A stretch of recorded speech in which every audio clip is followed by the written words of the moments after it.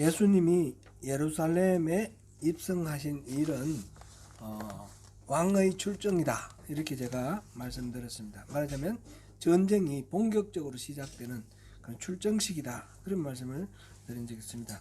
예수님이 이 땅에서 마지막 전쟁을 예루살렘에서 한 주간 동안 치르실 것입니다. 그 첫 사건으로 성전 정화 사건이 있었습니다.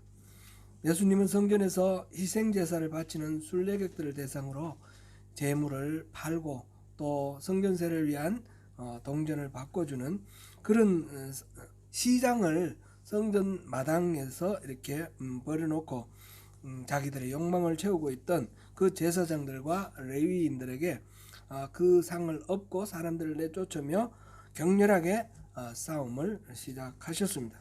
예수님은 이제 성전에 올라가는 길에 이파리만 무성한 무화과 나무를 또 저주하여 그것이 말라 죽게 하였습니다. 예수님은 보니까 앵거 프로블럼 있나? 그런 생각을 할 수도 있겠죠? 그런가요? 분노 조절 장애? 아니죠. 분명히 예수님께서는 평화주의자입니다. 평화의 사도. 오른뺨을 맞으면 왼뺨에 돌려대라 말씀하신 예수님 아닙니까? 그런데 그 예수님께서 지금 의분을 내고 계십니다. 어떻게 보면 좀 다소 충격적인 그런 장면이라고 할 수도 있는데, 오늘 본문은 이 마지막 순환주간 한 주간의 이 예수님 마지막 전쟁 두 번째 날 있었던 사건인데, 이걸 통해서 유대인 종교 지도자들과 논쟁을 벌이는 그런 장면입니다. 논쟁이 지금 계속해서 세 가지가 이렇게 연이어 나올 텐데, 첫 번째 논쟁입니다. 오늘 함께 살펴보겠습니다. 예수님이 성전에 들어가 가르치실 때 대제사장들과 백성의 장로들, 마가복음 누가복음 보면 서기관들, 이런 사람들이 와서 무슨 권위로 이 일을 행하느냐라고 따져 물었습니다. 그 전날 성전 이방인의 뜰에 거기에 버려놓은 그 난장을 엎어버리신 그 예수님이 그 일을 다 알고 있었죠. 근데 다음날 와서 또 가르치시니까, 천국 복음을 또 전하시니까 이 사람들은 여간 불편하지가 않습니다. 그래서 예수님께 와서 무슨 권위로 이거를 일을 하느냐, 무슨 자격으로 이 일을 하느냐, 그런 뜻이죠. 이 권위는 누가 주었느냐, 이 무슨 자격으로 누가 그걸 허락했냐. 말하자면 성전은 대제사장이 관리 권한이 있지 않습니까? 대제사장의 허락을 받지도 않고, 또 누구를 가르친다 그러면 랍비 같으면 교육을 받고 또 이렇게 인정받아야 되는데, 전혀 그런 절차가 없이 난데없이 어디 저 시골 갈릴리 지역에 있던 어떤 사람이 목수라고 그러는데 와서 가르치고 막 하니까 무슨 자격으로 하냐, 이렇게 이제 시비를 거는 것입니다. 예수님이 하신 그 말씀이 옳다 그르다라든지, 예수님이 하신 그 행위가 정당하다든지, 이거에 대해서 얘기하는 것이 아니라 무슨 자격으로 이렇게 일을 하느냐. 그러니까 예수님의 메시지는 아랑곳하지 않고 메신저이신 예수님을 공격하는 그런 상황입니다. 그들은 성전을 관리할 책임이 있고 성전에서 일어나는 모든 일들의 권한이 자기들에게 있다, 그렇게 생각을 했습니다. 그러면서 성전에서 이렇게 장을 뒤엎고 또 이렇게 가르치고 하는 것은 예수님이 무자격자가 와서 월권하는 거 아니냐, 그런 식으로 지금 공격하는 것입니다. 종려주일에 백성들이 예수님을 메시아로 추종하며 예루살렘을 입성할 때 그 많은 사람들이 환호하며 맞이했다라는 것을 보았습니다. 그 백성들은 예수님을 메시아로 여기고 있었던 것입니다. 그래서 이런 질문을 통해서 예수님 스스로 나는 메시아다, 이렇게 말하기를 바랐는지도 모르겠습니다. 그렇게 하면 그 말을 꼬투리로 삼아서 이 성전 모독이라든지 또 신성 모독죄로 이렇게 얽어서 예수님을 공격할 그런 구실을 찾으려고 했던지도 모르겠습니다. 예수님께서는 똑같은 다른 이제 질문을 하면서 프레임을 이렇게 전환합니다. 요한의 세례가 하늘로부터냐 사람으로부터냐? 요한이 요단강에서 세례를 줬는데 하나님의 권위로 했느냐 아니면 자기 권위로 했는 거냐, 이렇게 질문을 했습니다. 그들은 자기끼리 어떻게 대답할까 의논을 하는데, 만약 요한이 하늘의 권위로 했다 그러면 왜 너는 그러면 너희들은 믿지 않았냐, 이렇게 공격할까 걱정되고, 아니 자기 권위로 했다 사람으로부터 다 이렇게 말하면 그 자리에 많은 백성들이 있는데 그 백성들은 세례 요한을 하나님이 보내신 선지자로 다 믿고 있단 말이죠. 그러니까 이 백성들이 들고 일어날까봐 두려우니까 우리가 말을 하지 않겠다, 그렇게 말을 못하겠다, 그렇게 얘기를 합니다. 굉장히 비겁한 거죠. 뭐 자기들 나름대로 소신이 있으면 이 말을 하면 되지. 그러니까 예수님이 뭐라고 말씀하셨습니까? 그러면 나도 대답하지 않겠다. 나도 권위가 어디서 나왔는지 무슨 자격으로 내가 이걸 하는지 얘기를 하지 않겠다, 이렇게 말씀하셨습니다. 사실 그 제사장들과 서기관들과 이 장로들, 이 사람들은 사회의 기득권자로서 이 질서가 무너지고 흔들리는 그것만 두려워합니다. 그대로 있었으면 좋겠습니다. 자기들의 기득권을 그대로 유지할 수 있도록. 진정으로 지금 하나님 앞에 예배하는 자라고 말할 수가 없습니다. 예수님은 그들에게 자신의 권위가 어디서 나왔는지 검증받을 아무런 이유가 없었습니다. 사실 예수님은 우리가 이제 팜 선데이, 종려주일 날 예루살렘에 입성을 할 때 나귀를 타고 입성을 하셨습니다. 어린 새끼 나귀를 타고 입성하셨습니다. 그 말은 예수님께서 그렇게 그 나귀를 탈 때 이미 나는 스가랴 선지자가 예언한 메시아다, 그거를 말하자면 공표한 겁니다. 많은 사람이 따라오면서 호산나 다윗의 자손이여 할 때 예수님께서 그걸 못하게 제지하지 아니했습니다. 나는 호산나 다윗의 자손이여 라는 그런 환호를 받을 만한 메시아다라는 것을 말하면 밝힌 것입니다. 선언한 것입니다. 그리고 예루살렘에 들어가셨습니다. 성전 정화 후에 어린아이들이 또 호산나 다윗의 자손이여 라고 말을 했을 때 그 제사장들과 이 장로들이 시비를 걸었죠. 애들이 저렇게 하는 거 왜 제지하지 않느냐. 그랬을 때 예수님께서 시편 8편 2절을 인용을 하면서 어린아이와 젖먹이의 입에서 나오는 찬미를 언급을 하셨습니다. 이게 이제 바로 앞에 있었죠. 성전 정화 사건 바로 다음에 21장 16절에 그런 이야기가 나오죠. 무슨 말씀입니까? 이 시편 8편은 하나님, 여호와 하나님을 찬양하는 말입니다. 어린아이가 그 권위를 회복시켰다 그랬는데 그 권위의 회복은 하나님의 권위입니다. 예수님께 호산나 다윗의 자손이여 라고 부르는 그 찬송을 그대로 받아들였다는 것은 하나님의 권위를 예수님께서 그대로 받으셨다는 얘기입니다. 예수님께서 실제로 지금 이 대제사장들과 서기관들과 장로들이 무슨 권위로 이런 일을 하느냐라고 물었을 때 반문을 하시기를 요한의 세례는 어디서부터 왔느냐 이렇게 반문을 하셨습니다. 그 말은 이미 예수님께서는 요한과 자신과의 관계를 드러내는 것입니다. 요한은 자기가 누구라고 그랬습니까? 메시아가 올 때 그 길을 평탄케 하는 선지자 엘리야가 다시 오겠다는 말라기의 그 예언대로 내가 그 길을 평탄케 하는 자다라고 말을 했습니다. 내 뒤에 따라올 자가 너무 위대해서 나는 그 신들매도 들지 못한다 이렇게 말을 했습니다. 그리고 예수님이 지나갈 때 하나님의 어린 양이라고 메시아라고 말을 했습니다. 예수님께서 이 요한을 얘기를 한 것은 내가 바로 그 요한이 말한 메시아다라는 것을 말씀을 하시는 것입니다.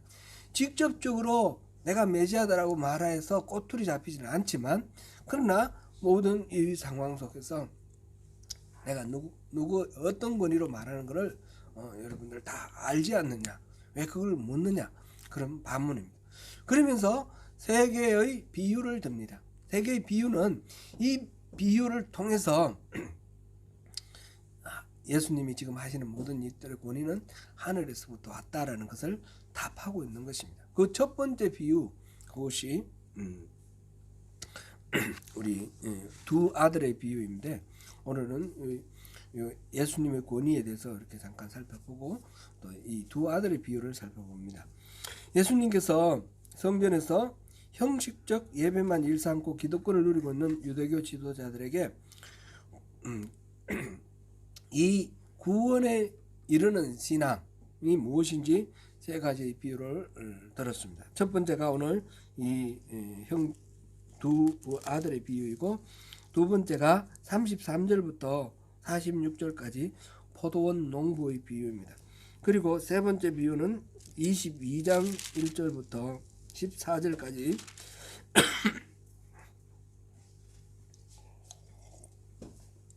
혼인잔치를 베풀어 놓고 손님을 청하는 어떤 왕의 이야기, 그 이야기입니다. 어떤 사람에게 두 아들이 있었는데 아버지가 덜에 나가서 일하라고 말했습니다. 하나는 예 그렇게 하겠습니다 그래 놓고는 안 갔어요.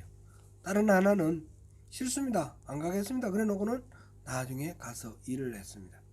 이 둘 중에 누가 아버지의 뜻대로 행한 것입니까? 이렇게 질문을 했습니다. 그래서 질문하니까 당연히 어느 쪽입니까? 아니요 라고 말했지만 실제로 행한 사람이 아버지 뜻을 따른 것입니다. 그렇게 대답했습니다. 그랬을 때 예수님께서 그렇다. 실제로 행한 사람이 진짜 참으로 믿는 사람이다. 그런 말씀을 하십니다. 너희들은 요한이 와서 의의 도를 가르쳤을 때 믿지 않았고 창기와 세리들은 믿었다. 그 말씀입니다. 이 제사장이나 서기관이나 이 장로들은 늘 율법을 높이 받들면서 하나님 뜻대로 산다라고 하는 사람들입니다. 그런데 하나님 보내신 선지자 요한이 왔을 때 그걸 거부를 했다는 것이죠. 말로는 하나님 믿는다 하면서 하나님을 안 믿은 것이죠. 반면에 세리와 창기 이런 사람들은 그 종교 지도자들로부터는 이 신앙생활, 믿음을 하나님을 믿는 그런 거룩한 삶을 살지 못한다고 비난받고 소외당하던 그런 사람들입니다. 그런데 요한이 왔을 때 그를 믿고 따랐고 지금 예수님이 오셨을 때 예수님을 믿고 따르고 있습니다. 그러니까 겉으로 드러나는 어떤 신앙의 겉모습이 아니라 진정으로 그 말씀대로 받아들이고 살아가느냐 그렇지 않느냐 이것이 참된 믿음이다. 지금 두 아들의 비유를 통해서 예수님께서 말씀해 주셨습니다. 이 이야기에서 우리 개정개혁 한글 지금 우리 주연자매가 봉독했는데 한글 본문하고 영어 본문하고 뭐 좀 이상한 거 없었습니까? 좀 있었죠. 한글에서는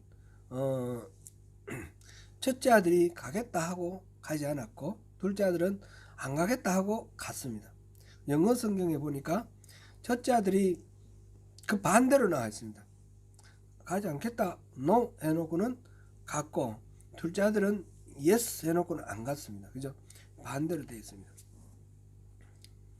그렇습니까? 맞습니까? 저만 그렇게 봤나요? 반응이 없으니까 제가 당황스러워요. 네, 이 첫째와 둘째의 이 대답과 행동이 바뀌어 있는데 좀 이상하다 그런 생각이 들 수도 있습니다. 우리 세 번역 성서 공회에서 나온 세 번역에 보면 이 영어 성경하고 똑같이 NIV와 같이 첫째가 노하고 나중에는 가서 일하고 둘째는 예스하고 일하는 걸로 그래 나와 있습니다. 킹 제임스 버전도 그렇게 나와 있고요. 근데 왜 개정개혁한 거는 이렇게 나왔느냐? 번역한 그 참고한 원본이 달라서 그렇습니다. 텍스트가 달라서 그런 건데 사실상 이건 아무런 뭐 문제가 없는 거죠. 결국은 예스하고 일을 안 했느냐, 노하고 일을 했느냐 이게 중요한 거니까 첫째 둘째는 바뀌어도 상관은 없습니다. 이 비유를 통해서 유대교 지도자들에게 책망을 하셨습니다. 마다들은 율법을 강조하면서도 세례 요한과 예수의 가르침을 의도적으로 거역한 유대교 지도자들을 상징합니다. 그들은 입술로는 하나님을 경외한다 하면서도 실제적 행동으로는 하나님의 이름을 빌어 백성들의 고열을 짜는 그런 사람들입니다. 그들은 특권의식에 젖어 있으며 겉모습은 번드러하게 치장하되 선민으로서 진정한 그런 사명을 깡그리 잊어버린 말하자면 윗선자들입니다. 요컨대 하나님의 구속 역사를 진행시켜가는 가운데 이스라엘 택하시고 그들에게 여러 가지 약속들을 주셨는데 이 약속들, 이 율법들 이런 것들은 예수님에게로 이끌어가는 말하자면 초등교사라고 갈라디아서 3장 25절에 표현된 그런 역할을 합니다. 그러나 당시 지도자들은 이 종교적 허물만 뒤집어선 채 하나님의 섭리를 도리어 거역하고 하나님의 아들이시고 또 메시아셨던 예수님을 오히려 잡아 죽였습니다. 둘째는 회개하는 자에게 주어지는 복을 지금 말하고 있습니다. 이 비유에서 나오는 둘째 아들은 당시 사회적으로 천시당하고 냉대받던 세리나 장기등과 같은 사람들입니다. 그들은 종교 생활로부터는 소외당하였지만 종교 지도자들처럼 외식과 자만에 빠지지 않았습니다. 따라서 자비와 긍휼이 풍성하신 예수님께서 그들을 상한 심령으로 다가오는 그들을 받아주시고 그들은 가슴을 치며 회개하며 그 주님을 따랐습니다. 누가복음 18장 10절에서 14절 우리 한번 같이 보겠습니다. 같이 읽습니다. 두 사람이 기도하러 성전에 올라가니 하나는 바리새인이요 하나는 세리라. 바리새인은 서서 따라 나는 다른 사람들 곧 토색 우리 가늠하는 자들과 같지 아니하고 이 세리야도 같지 아니함을 감사하나이다. 나는 일에 2번씩 하고 또 소득의 11조를 드리나이다 하고 세리는 멀리 서서 감히 눈을 들어 하늘을 쳐다보지도 못하고 다만 가슴을 치며 이르되 하나님이여 불쌍히 여기소서 나는 죄인이로소이다 하였느니라. 내가 너희에게 이르노니 이제 저 바리새인이 아니고 이 사람이 어렵다 하심을 받고 그의 집으로 내려갔느니라. 무릇 자기를 높이는 자는 낮아지고 자기를 낮추는 자는 높아지리라 하시니라. 바리새인들은 율법을 지키는 것을 자랑으로 삼고 사는 사람들입니다. 스스로 말씀을 듣고 알아서 의인이다 자부하고 살았습니다. 정기적으로 금식하고 11조도 잘 드리고 그런 것을 은근히 자랑하며 그 세리나 장기들 그런 사람들과 같지 않은 것을 오히려 이렇게 하나님 앞에 내세우는 그런 사람입니다. 이웃에 대한 긍휼은 전혀 없어 보입니다. 반면에 세리는 감히 눈을 들어 하늘을 바라볼 수도 없을 정도로 가슴을 치며 자기 죄를 회개하고 있습니다. 예수님은 바리새인이 아니라 세리가 바로 하나님께서 받으시는 그런 어려운 사람이라고 그랬습니다. 우리의 신앙생활을 한번 생각해 보겠습니다. 우리가 겉으로 경건하게 살고 입으로 하나님 은혜를 쉴 새 없이 말한다 하더라도 실제로 삶 속에서 하나님 말씀대로 살지 않으면 이 바리새인과 똑같지 않겠습니까? 끊임없는 실수를 하고 넘어지고 그러지만 계속해서 가슴을 치고 회개하면서 하나님 말씀대로 살려고 분투한다면 그는 하나님께서 기뻐 받아주시지 아니하시겠습니까? 이 세리나 창기의 그 죄를 기뻐하시는 것이 아닙니다.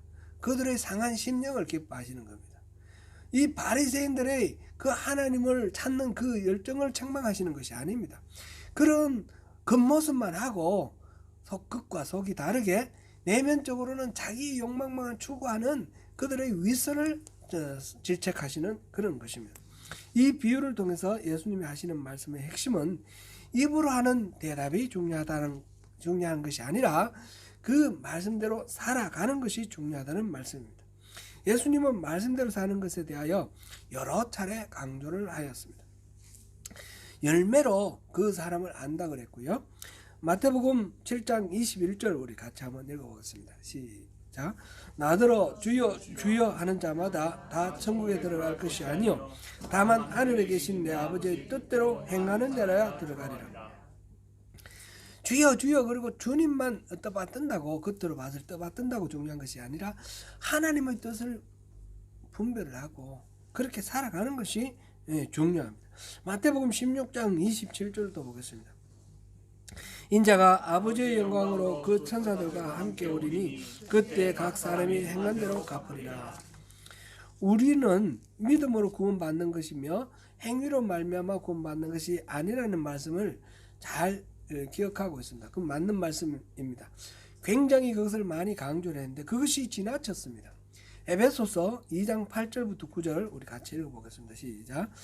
너희는 그 은혜에 의하여 믿음으로 말미암아 구원을 받았으니 이것은 너희에게서 난 것이 아니요 하나님의 선물이라. 행위에서 난 것이 아니니 이는 누구든지 자랑하지 못하게 함이라. 말씀을 행하는 것은 아무런 의미가 없다고 생각하고 믿음으로 구원을 받는다라는 것만 강조를 하면 이것은 이 말씀을 잘못 이해하는 것입니다. 여기서 행위에 난 것이 아니다 라고 말하는 것은 율법 조문을 지키는 그런 의식, 의례 그거를 따르는 것으로 구원받는 것이 아니다 그런 뜻입니다. 말씀대로 행하는 것이 아니다 이런 말은 아닙니다. 로마서 10장 10절을 읽어보겠습니다. 같이 읽습니다. 시작. 사람이 마음으로 믿어 의에 이르고 입으로 시인하여 구원에 이르느니라. 우리가 그래서 어떻게든 입으로 시인하고 예수를 믿는다라고 그렇게 고백하기를 바랍니다. 우리 복음을 전할 때 사형리 이런 거로 전하고 복음을 받아들이기를 원합니다. 그 자체로 의미 없는 것은 아니지만 그것으로 충분하다라고 말하면 잘못입니다. 그냥 말로만 내가 예수를 믿습니다 이렇게 말한다고 해서 정말 구원에 이르는 거냐? 지금 이 로마서가 쓰여진 이 시대 상황을 한번 생각해 보세요. 이 초대교회에서는 예수를 믿는다라고 말하는 것 때문에 잡혀서 죽기도 하고 십자가에 달려 죽기도 하고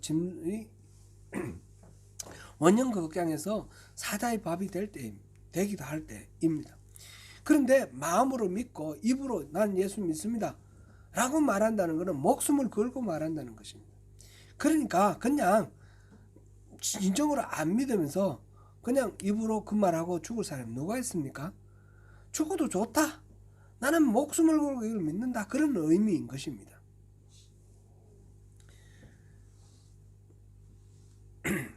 야고보서 2장 22절과 26절을 읽어보겠습니다.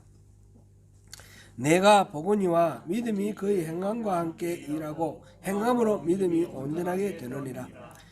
영혼 없는 몸이 죽은 것 같이 행함이 없는 믿음은 죽은 것이니라. 내가 이거 믿는다 그러면 믿는 대로 살아라는 것이죠. 믿는 대로 살아야지 그 행함이 내 믿는다라는 것 자체를 온전하게 만든다, 완성한다 그런 의미입니다. 아버지가 일하러 가라고 할 때 예하고 순하게 답하고 실제로 가서 일하는 것이 가장 바람직합니다. 그러나 그 자리에서는 예라고 대답하지 못했다 하더라도 나중에 가만히 생각해보고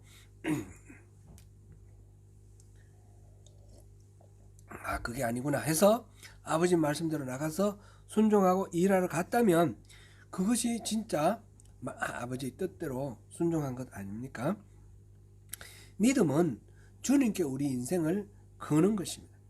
주님의 관점에서 보고 생각하고 우리 안에 계시는 성령님이 인도하시는 대로 살아가는 것, 그것이 믿음입니다. 말로 아무리 그럴듯하게 말을 하더라도 실제로 그렇게 살지 않으면 의미가 없다는 것입니다. 나중에 가서 회개하고 돌이키면 되지 뭐, 이런 것도 아닙니다. 지금 현재 내가 어떤 자리에 있느냐, 어떻게 살아가느냐, 이게 중요합니다.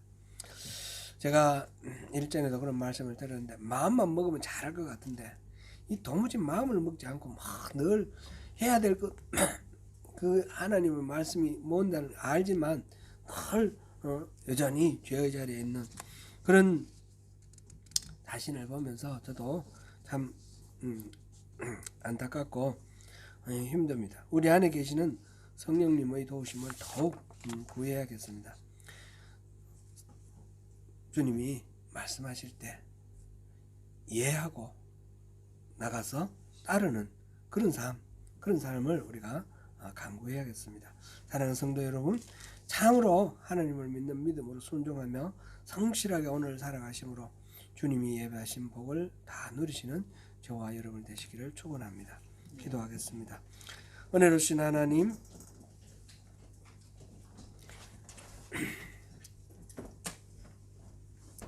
예수님이 사역하시는 그 모든 말씀과 행동의 권위가 어디에서 오는지 우리 다시 봅니다. 하나님으로부터 오신 그런 말씀이고 그 권위인 것을 우리가 압니다.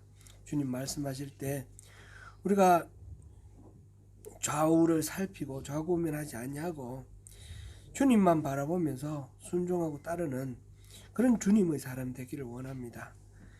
주님 말씀하실 때 이해하고 순종하기를 원합니다. 서로 금방 이해하지 못했더라도 다시 돌이켜 순종하는 그런 인생 살기를 원합니다. 주님 도와주십시오. 우리의 힘과 우리의 의지력, 우리의 능력으로는 안 되는 것을 정직하게 고백합니다. 우리 안에 와 계신 성령님께서 우리를 인도하시고 우리에게 하게 하는 능력 주시고 우리를 그렇게 살 수 있도록 도와주시옵소서. 예수님 이름으로 기도드립니다. 아멘.